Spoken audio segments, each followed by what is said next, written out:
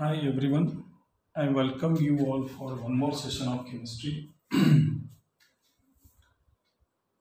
So in the last class we have discussed about the magnetic property of solids, right? So in that regard we have already completed the paramagnetic substances and the diamagnetic substances. So the paramagnetic substances are nothing but these are the type of substances which are weakly attracted by the what magnetic field.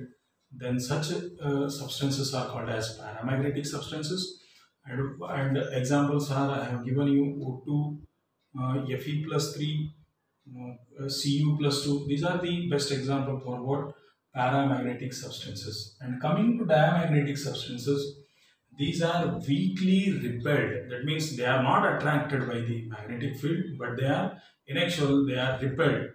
And the best examples are table salt as well as water molecule, right? So today we will move towards the next property of solid, magnetic property of solid, that is number 3, ferromagnetic substances. Ferro and ferry is very confusing, so you just try to see the, check your what spelling, ferromagnetic substances, ferromagnetic substances. So these ferromagnetic substances these are the type of substances which are strongly attracted by the magnetic field. If we bring a compound near to the what magnetic field, if they are strongly attracted, very important, and this ferro and ferry asked in exam repeatedly, right? Why? Because ferro and ferry is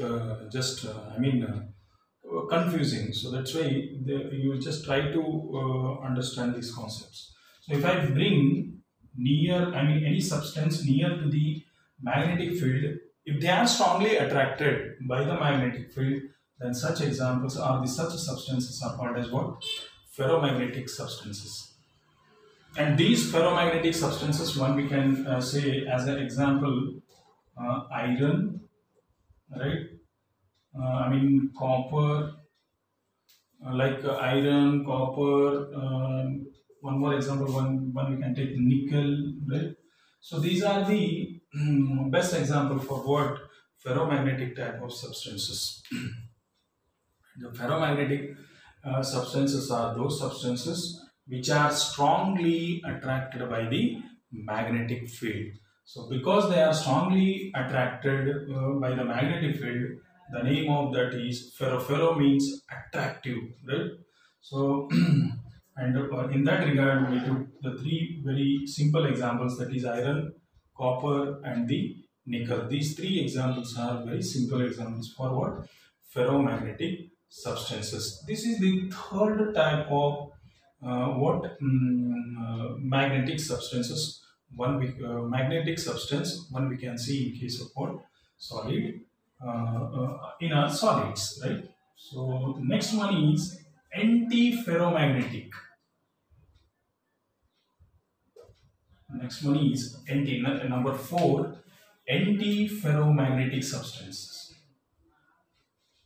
So these are the substances, that means anti-ferromagnetic substances are the substances, they are expected to have high magnetic field or paramagnetism.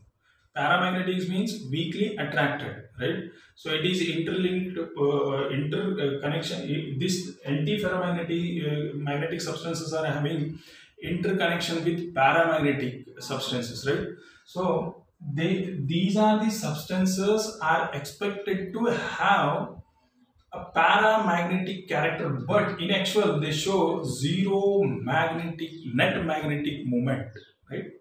In actual, while we see these type of compound, what we can expect about these compound is they might have attract by the magnetic field, After seeing those compounds, one what we can say is they might be attract by the magnetic field, but in actual they won't be attracted, right?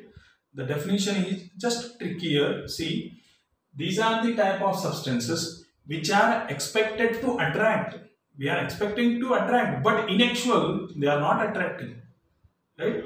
So expected to have a paramagnetism. Paramagnetic property is nothing but they are weakly attracted. We are expecting what they might attract by the magnetic field, but in actual they are showing zero net magnetic moment. That means they are either not attracting or not repelling. So such type of substances are called as what? Ferromagnetic substances. They show zero net magnetic moment. Zero net magnetic moment, right? So these are the type of substances. They are expected to have paramagnetism, but in actual they show zero net magnetic moment. Either they are not they not be attracted or not or repelled by what? Magnetic field. Such examples are one we can say. I mean, such substances are called anti-ferromagnetic substances, and for these anti-ferromagnetic substances, the example is manganese oxide, right? MnO, and try to find some more examples for this, right? This is just like a small assignment, you can say, right? You try to add, not required to send me, just you can add some more examples by taking some help of some books, right? So this is about what? Anti-ferromagnetic substances, right? So and finally, last one is ferromagnetic substance. Ferrimagnetic substances. Number 5, ferrimagnetic substances. So that's why I said ferri and ferro, they are confusing, right? So here these are the substances, or these are the type of substances in which they show unequal number of domains, right? Unequal number of domains. See, domains are nothing but, in case of our chemistry, one we can see the what? Spin of electron, right? One electron spin will be up and one electron spin will be down. So if I consider these as a domains, they don't have or they won't have same spin. That means if like this, right? They have like this type of unequal domains oriented in oppositively. See, so if equal means what? If two are showing up direction, means two must and should show what? Down repulsion or down direction. So, but the case is different in case of what? Ferrimagnetic. So they show the unequal domains oriented oppositively. These are the substances. They possess unequal number of domains. See, unequal number of domains oriented oppositively. See, unequal, I mean, if two are showing up direction, means two should show down direction like this, but they are not like this. I mean, they are not like this. So they are showing unequal number. If 3 are up direction, means 3 are down. If 3 down means 1 is up, like this, right? So such type of examples one we can say is ferromagnetic substances. And for ferromagnetic substances, one best example is magnetite, right? Fe3O4. this type of compound, magnetite, the name of this is magnetite, and this type of example one we can see in case of what metallurgy chapter, right? So these are the some impurities one we can say, slag, and we come across many concepts in what metallurgy chapter. During that we will see some of the new names, magnetite, uh, uh, many examples are there. So ferromagnetic substance, it is bit typical, right?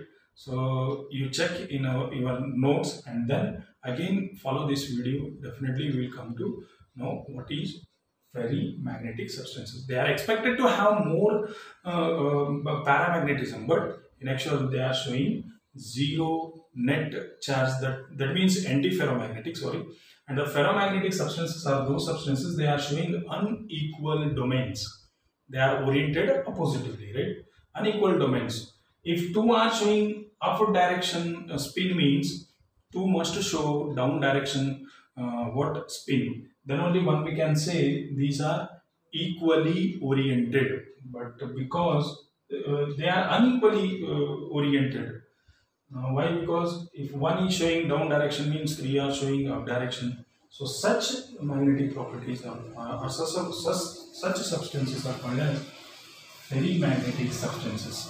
If you want, I just take you how to remember ferro, and antiferromagnetic substances, right? So for your NEET and CET like competitive exams, so one you can remember these three. I mean these three type. I mean ferromagnetic, antiferromagnetic, and ferromagnetic are little bit typical, right? So see here A, B, and C.